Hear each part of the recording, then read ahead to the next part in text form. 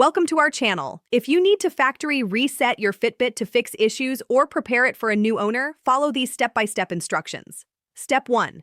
Before resetting, note that all data not synced to your Fitbit account will be lost. Sync your device one last time through the app. Step 2.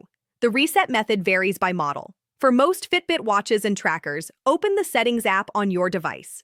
Step 3. Scroll down and look for About or Device Info in the Settings menu. Step 4. Tap Factory Reset or Clear User Data option. Step 5. Confirm the reset when prompted. You may need to enter a PIN or confirm multiple times. Step 6. For devices without a screen, press and hold the button on your Fitbit for 10 to 12 seconds. Step 7. Release the button when you see a smile icon or the Fitbit logo indicating the reset is in progress. Step 8. For Fitbit Versa or Ionic, go to Settings, then About, then Factory Reset, and follow the on-screen prompts. Step 9.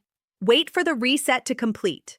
Your Fitbit will restart and display the welcome screen or pairing mode. Step 10.